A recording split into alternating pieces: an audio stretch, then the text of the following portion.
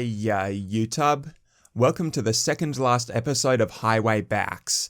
Indulge me for a moment in one of my famous discretionary narratives, won't you?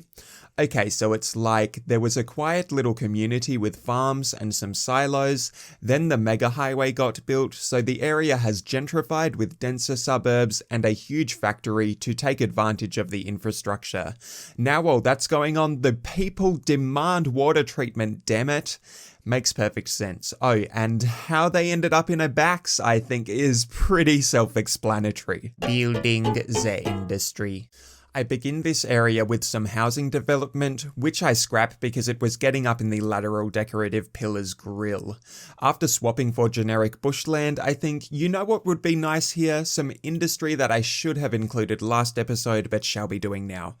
A warehouse on this side and a depot opposite, sandwich as an industrial yard of some description, formed by asphalting the whole area and marking the roads.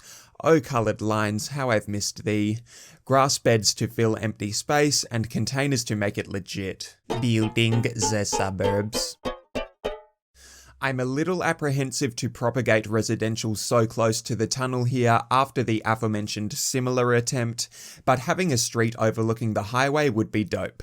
I don't want everything to be retained by quays, so slopes do the job here, permitting this residence to slot in with help from a steep driveway. Poor guy. Retainers take over when the gap between the street and highway becomes too narrow. Selecting from a pool of deemed suitable housing, I fill the street before extending beyond with driveways to connect, which will lack functionality for those too far from the street, as these are just pedestrian paths. A long driveway up the back, some terracing, and lots of slopes relying heavily on foliage to clean things up. Similar driveway wear beside the other tunnel, wanting to include some fences here which need to be replaced by concrete walls so they don't submerge the slopes. The central neighbourhoods are denser, utilising tiny Japanese homes that taper to larger properties as they ascend the hill. These units feel quite urban across the road from industry, with a large paved area around the back and a clean roll of grass that tapers to a higher suburban street. The top of the hill is more spread out, very bushy towards the back, and I'm not sure what to do about the tunnel top as the hollow underside creates unsightly shadows on the roads. Shouldn't this be in the industry section? This is how things worked out, okay? A battery of silos occupies a patch of dirt, using my old silo technique of raising sheds to emulate a roof, supplemented by a shed to the side, going with the stable fence to once again beat the tendency of others to sink below surfaces. Not a whole lot more to say about these neighbourhoods, basically copying the others.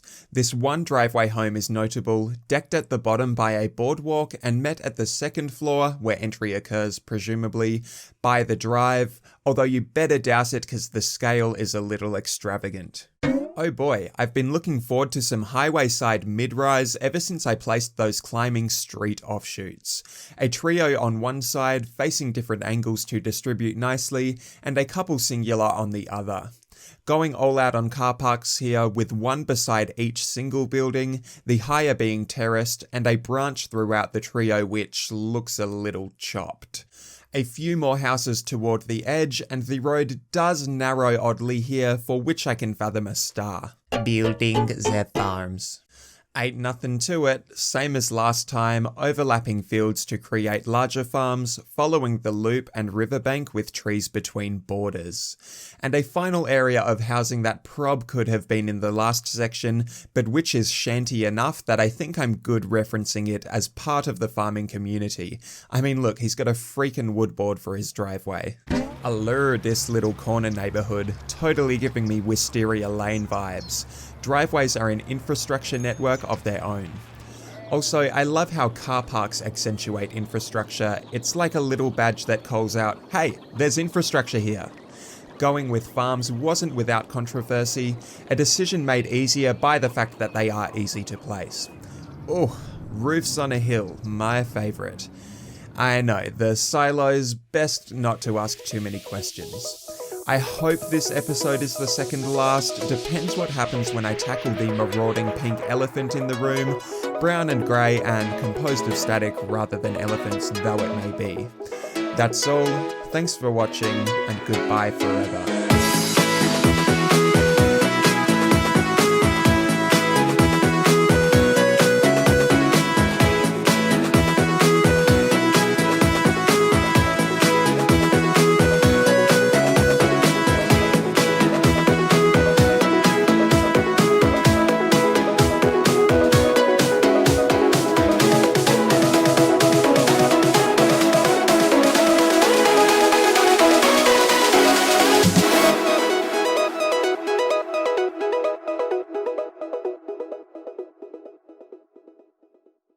highway backs.